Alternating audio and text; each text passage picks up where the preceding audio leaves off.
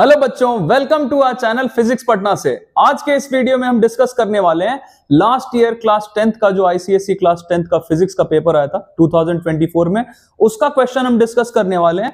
Section B का question number 9 और इसके साथ पूरा का पूरा हमारा जो क्वेश्चन पेपर था लास्ट ईयर का वो कवर हो जाएगा। मैंने इसके पहले का सारा questions up to question number 8 1 से लेके सारा का सॉल्यूशंस आपको बता दिया है अलॉन्ग विद द कॉन्सेप्ट्स। तो आई होप कि आपको पीछे का जितना भी वीडियोस है वो अच्छा लगा हो, सारा सॉल्यूशंस आपको समझ में आया। और इसके साथ मैं वीडियो को कंप्लीट करने के साथ आपको all the very best wish कर दूं कि आपका आने वाला जो एग्जाम है क्लास 10th का आईसीएसई का 2025 का वो बहुत अच्छा जाए और आप अच्छा स्कोर करें। तो आइए स्टार्ट करते हैं। सबसे पहला क्वेश्चन है हमारा इसमें कैलोरीमेट्री का। 85 gram of water at 30 degree Celsius is cooled to 5 degree Celsius by adding certain amount of ice. अब देखिए हो क्या रहा है, वी हैव सम वाटर, उसमें वाटर का टेम्परेचर दिया 30 डिग्री सेल्सियस, उसमें कुछ आइस मिला दिया। अब कितना आइस मिला ये नहीं पता है, उसी का मास फाइंड करना है हमें। तो कुछ आइस मिला दिया जिसके वजह से उस वाटर का टेम्परेचर कम होके कहां तक आ गया, 5 डिग्री सेल्सियस तक। अब देखिए जब भी ऐसा क्वेश्चन बोला जाए ना कि यहां से ठंडा होके इतने तक आ गया या गर्म होके इतने टेम्परेचर तक आ गया, मतलब ये हमारा फाइनल टेम्परेचर है। तो वाटर का टेम्परेचर 30 से कम होके 5 तक आया तो आइस पहले मेल्ट करेगा और फिर वाटर में चेंज होगा और फिर उस वाटर का टेम्परेचर 0 से बढ़ के 5 तक जाएगा। ये जरूरी है क्योंकि आपको पता हो कि ये हीट का लॉस करना और हीट का गेन करना कब तक चलता है, जब तक दोनों चीजों का जो कंटेंट्स है मिक्सचर के उनका एक कॉमन टेम्परेचर नहीं हो जाता, सेम टेम्परेचर नहीं। तो देखिए बिल्कुल आसान सा मेथड हम यूज करने वाले इसको सॉल्व करने के लिए। जैसे यहां पे हमें वाटर दिख रहा है, वाटर का हम मास लिख लेते हैं। कितना मास है हमारा, वाटर है हमारे पास 85 ग्राम और कितने टेम्परेचर पे, 30 डिग्री सेल्सियस पे। तो ये बिल्कुल आसान सा कॉन्सेप्ट है हमारा। वाटर जितना है उसको हम लिख लेते हैं कितने टेम्परेचर पे, वो लिख लिया। वाटर 30 डिग्री पे और इसको ठंडा करके कहां तक लाना है, 5 डिग्री तक। अब ऑब्वियसली जो आइस है वो इससे हीट एनर्जी एक्सट्रैक्ट करेगा, है ना, और जिसकी वजह से ये ठंडा होगा। और आइस क्या करेगा, आइस देखिए आइस कितने टेम्परेचर पे, 0 डिग्री सेल्सियस पे। बहुत बार क्वेश्चंस में ऐसा होता है कि आपको दे दिया जाता है कि आइस इज एट -10 या -5 डिग्री सेल्सियस। अगर कुछ नहीं दिया तो आप वही लेंगे जो आपका आइस का टेम्परेचर होता है नॉर्मली, है ना, 0 डिग्री सेल्सियस। अब ये आइस पहले मेल्ट करेगा और ये चेंज हो जाएगा वाटर में, है ना, एट 0 डिग्री सेल्सियस। और फिर अब ये वाटर और हीट एनर्जी अब्सॉर्ब करेगा और कहां से लेगा, इस वाले वाटर से, और इसका टेम्परेचर फिर बढ़ के आ जाएगा कहां तक, 0 से बढ़ के आ जाएगा ये 5 डिग्री सेल्सियस तक, क्योंकि यही हमारा फाइनल टेम्परेचर है ना। अब देखिए इसमें ये बिल्कुल सिंपल सा कॉन्सेप्ट है। वाटर का हीट एनर्जी, ये वाटर हीट एनर्जी लूज कर रहा है, कितना हीट एनर्जी लूज करेगा, तो इसके लिए हमारा एक्सप्रेशन क्या होगा, mc delta t, तो mw cw delta t, where mw is the mass of water that is known to us, cw क्या है, specific heat capacity of water, ये भी दिया हुआ है, और डेल्टा टी क्या है, जो इसका टेम्परेचर में चेंज हुआ, कम हुआ टेम्परेचर 35 से 5। अब देखिए जब भी राइज या फॉल इन टेम्परेचर होता है तो हम ये फॉर्मूला लेते हैं हीट के लिए, लॉस हो या गेन हो। और जब भी चेंज इन फेज होता है, जैसे यहां दिख रहा है आइस चेंजेस टू वाटर, तो इसके लिए हमारा फॉर्मूला क्या होता है, m इंटू एल। तो मास ऑफ आइस नहीं पता है तो हम इसको mi मान लेते हैं, mi और li, that is specific latent heat of fusion of ice, जो दिया हुआ है हमें, है ना। अब यहां तो राइज इन टेम्परेचर हो रहा है, तो राइज इन टेम्परेचर होगा तो फिर से हम कौन सा फॉर्मूला लेंगे, mc डेल्टा टी। तो हम मास तो वही कंटिन्यू करेंगे क्योंकि वही आइस मेल्ट करके वाटर हुआ, फिर उसका टेम्परेचर बढ़ रहा है, तो मास तो वही रहेगा mi, और cw क्योंकि वाटर में चेंज हो गया तो specific heat capacity of water लेंगे। डेल्टा टी हमें दिख रहा है 0 से बढ़ के 5 हो गया, मतलब डेल्टा टी कितना होगा, 5 डिग्री सेल्सियस। अब देखिए जब भी किसी न्यूमेरिकल को हम सॉल्व कर रहे हैं तो सब्जेक्टिव पेपर में आपको पहले मेंशन कर देना होता है कि कौन सा लॉ, कौन सा रूल हम यूज कर रहे हैं। तो हम पहले यहां लिखेंगे according to principle of calorimetry, है ना। According to principle of calorimetry क्या होता है, जो बॉडी हॉट बॉडी है वो जितना हीट लूज करेगा उतना ही जो कोल्ड बॉडी है वो हीट एनर्जी गेन करेगा। तो हम ऐसा लिख सकते हैं, हीट लॉस्ट बाय वाटर, ये किसके इक्वल हो जाएगा, हीट गेन्ड बाय आइस। तो हीट गेन्ड बाय आइस के इक्वल।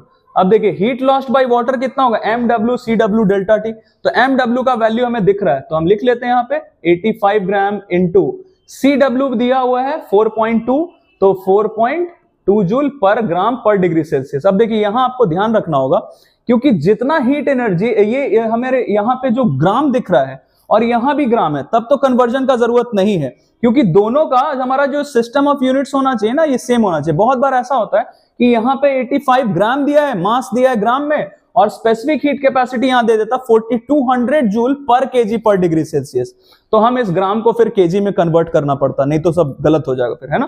तो ये देखिए, ये तो कन्वर्जन का जरूरत नहीं क्योंकि सेम है। अब देखिए MWCW डेल्टा टी जो कि हीट लॉस्ट बाय वाटर है, तो डेल्टा टी हमें दिख रहा है 30 से कम होकर 5 तक आ गया, मतलब डेल्टा टी के जगह क्या लेंगे 25 degree Celsius, equal to heat gained by ice, ये MILI plus MICW delta T करेंगे तो total heat absorb by ice पता चल जाएगा, जिसमें से कि हम MI तो कॉमन ले सकते हैं, दोनों में से कॉमन ले सकते हैं, बचेगा क्या LI के जगह हमें दिख रहा है LI specific latent heat of fusion of ice दिख रहा है 336, तो ये कॉमन ले लिया हमने, MI बाहर, बचा यहां पे क्या LI जिसका वैल्यू लिख दिया। CW का वैल्यू हमें दिख रहा है 4.2 और इनटू डेल्टा टी हमें दिख रहा है, डेल्टा टी कितना है 0 से बढ़ के 5 तक आया, मतलब 5 डिग्री सेल्सियस, है ना। अब देखिए ये हम इसे सॉल्व कर सकते हैं, सिंपल मैथमेटिक्स है, मैं यहाँ पे एक लाइन खींच देता हूं ताकि कंफ्यूजन ना रहे। अभी देखिए 85 इंटू 4.2 इंटू 25 डिवाइडेड बाई क्या हो जाएगा 336, प्लस आप इसे सॉल्व करेंगे तो इट विल बी 21, तो यहां से हम MI का वैल्यू फाइंड कर सकते हैं, जो कि किस में आएगा, ग्राम में आएगा ऑब्वियसली। तो इट इज सिंपल मैथमेटिक्स, ये काम मैं आपके लिए छोड़ रहा हूं, आप इसको सॉल्व कर सकते हैं ना। मेथड बता दिया है, इस मेथड से हम कोई भी क्वेश्चन सॉल्व कर सकते हैं कैलोरीमेट्री का, and that will fetch us 3 marks, 3 marks का है ये, तो हमें बहुत आसानी से मिल सकता है। आइए नेक्स्ट क्वेश्चन क्या है देखते हैं। Why does it become pleasantly warm when the lake starts freezing. अब देखिए कोई भी लेक है उसमें वाटर है, वो जब फ्रीज करेगा मतलब आइस में चेंज होना उसको, तो क्या करेगा, वाटर हीट एनर्जी लूज करेगा, और ये जो हीट एनर्जी लूज करेगा ये जाएगा कहां, सराउंडिंग में जाएगा, तो surrounding becomes pleasantly warm, temperature बढ़ जाता है सराउंडिंग का। तो एग्जैक्टली इसको कैसे आंसर करना है मैंने यहाँ पे तरीका लिख दिया है, देखिए क्या लिखना है आपको। सबसे पहले it is due to high specific latent heat of freezing of water, है ना। ये चीज अगर हम नहीं लिखते तो मार्क्स कट हो जाता, तो सबसे पहले ये लिख देना आपको, और फिर उसका value specific latent heat of freezing of water इतना होता है, मतलब 1 kg वाटर को अगर फ्रीज होना आइस में चेंज होना है तो वो इतना हीट एनर्जी लूज करेगा, 3,36,000 जूल, बहुत ज्यादा है। अब ऑब्वियसली उतना सारा वाटर है लेक में, तो उसको बहुत ज्यादा हीट एनर्जी लूज करना पड़ेगा सराउंडिंग में, तो सराउंडिंग बिकम्स प्लीजेंटली वार्म, है ना। अब देखिए दूसरा क्वेश्चन क्या है, water freezes to form ice, What change would you expect in the average kinetic energy of the molecules? Obviously अगर आइस में चेंज होना है वाटर को, तो ये वाटर हीट एनर्जी लूज करेगा, तो वाटर हीट एनर्जी जब लूज करता है तो उसके जो मॉलिक्यूल्स हैं उनका जो विगरस मोशन होता है वो कम हो जाता है, मतलब उनका काइनेटिक एनर्जी डिक्रीज हो जाएगा, कम हो जाएगा। तो इसका आंसर ये रहा हमारा।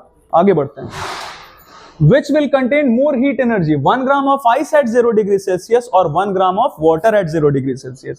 अब देखिए ऑब्वियसली आइस है अगर 0 डिग्री सेल्सियस पे, ये और हीट एनर्जी अब्सॉर्ब करेगा तब तो वाटर में चेंज होगा मेल्ट होके, तो ऑब्वियसली जो हमारा वाटर है 0 डिग्री सेल्सियस पे उसमें हीट एनर्जी ज्यादा होगा as compare to ice at 0 degree Celsius, है ना। ओके आगे बढ़ते हैं। State one factor that affects the magnitude of induced current in an AC generator। अब देखिए AC जनरेटर का वैसे तो मैं ये क्वेश्चन आपको आंसर कर देता हूं, लेकिन पूरा का पूरा AC जनरेटर का कंस्ट्रक्शन, वर्किंग, DC मोटर के बारे में, ट्रांसफार्मर के बारे में, सारे चीजों के बारे में बहुत अच्छे से एलैबोरेट करके समझाया मैंने ऑलरेडी हमारे चैनल पे फिजिक्स पटना से पे। आप उसमें जो इलेक्ट्रोमैग्नेटिज्म का प्लेलिस्ट है उसको ओपन करके देख सकते हैं, ये सारा चीज आपको मिल जाएगा। अभी फिलहाल क्वेश्चन पे आते हैं। हमसे क्या पूछा गया कि इंड्यूस्ड करंट, मतलब जो करंट हम जनरेट कर रहे हैं जनरेटर में, उसका मैग्नीट्यूड, उसका स्ट्रेंथ बढ़ाना है तो हम क्या कर सकते हैं। बेसिकली एक हमारे पास आर्मेचर कॉइल होता है जो घूमता है, रोटेट करता है मैग्नेटिक फील्ड में नॉर्थ और साउथ पोल के बीच में, तो अगर इसका स्पीड ऑफ रोटेशन बढ़ा दिया कॉइल का तो हमारा जो मैग्नीट्यूड है करंट का, स्ट्रेंथ है करंट का, वो बढ़ जाएगा, ज्यादा करंट हमें मिलता है। दूसरा तरीका क्या हो सकता है कि ये जो कॉइल है हमारे पास, इस कॉइल में जो नंबर ऑफ टर्न्स है, नंबर ऑफ लूप्स है, वो हम बढ़ा सकते हैं, है ना। तो 2 तरीका मैंने आपको बता दिया, दोनों में से कोई भी एक लिख सकते हैं क्योंकि एक ही चीज पूछा जा रहा है। अब देखिए नेक्स्ट क्या है, एक हमारे पास यहां डायग्राम दिख रहा है, इलेक्ट्रिक सर्किट है जिसमें ये रियोस्टेट है, रियोस्टेट मतलब वेरिएबल रेजिस्टेंस, जिसका वैल्यू बढ़ा देंगे तो करंट कम हो जाएगा सर्किट में, और वैल्यू कम कर देंगे तो करंट ज्यादा हो जाएगा सर्किट में। ये डीसी सप्लाई का सोर्स है, मतलब सेल या कॉम्बिनेशन ऑफ सेल है। ये की या स्विच है हमारा जो कि सर्किट को कंप्लीट या इनकम्प्लीट करता है।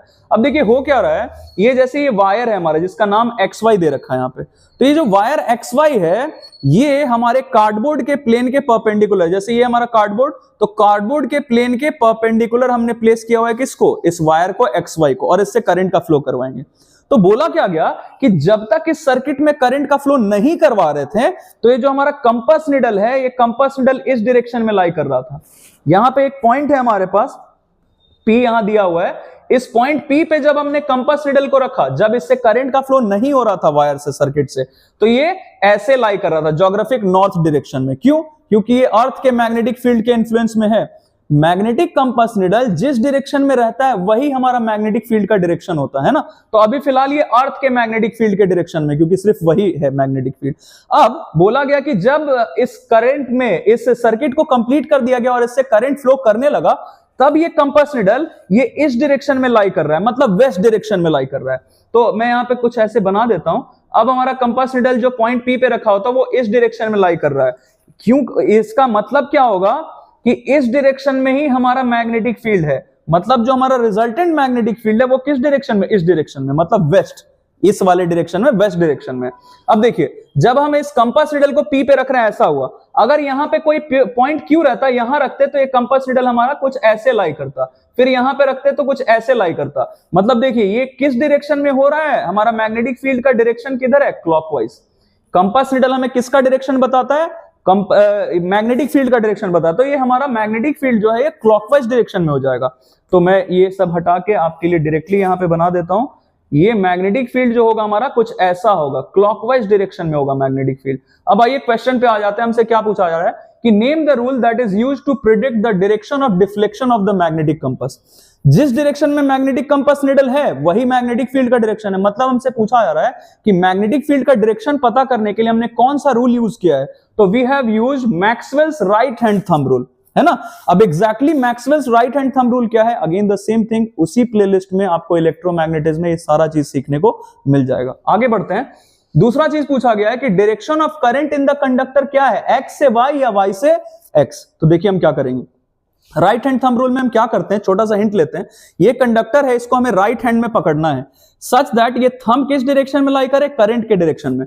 तो जो 4 फिंगर्स हैं हमारे, ये इस वायर को, इस कंडक्टर को एनसर्कल करते हैं in the direction of magnetic field. तो मैग्नेटिक फील्ड तो हमें पता चल गया कंपास निडल के हेल्प से कि किस डायरेक्शन में है, क्लॉकवाइज डायरेक्शन में। तो अगर ये क्लॉकवाइज डायरेक्शन में एनसर्कल करेगा इसको, तो ये देखिए हमारा थंब किस डायरेक्शन में, डाउनवर्ड डायरेक्शन। मतलब इसमें करंट का फ्लो कैसा होगा, एक्स से Y, that is in downward direction. तो हमारा करंट का डायरेक्शन है एक्स वाई। लास्ट क्वेश्चन है हमारा इसका कि रेजिस्टेंस जो है, अगर इसमें रेजिस्टेंस का वैल्यू बढ़ा दिया गया तो जो हमारे मैग्नेटिक लाइंस ऑफ फोर्स हैं, या इसके जगह हम डायरेक्टली मैग्नेटिक फील्ड लाइंस भी बोल सकते हैं, उस पे क्या फर्क पड़ेगा, उस पे क्या इफेक्ट होगा।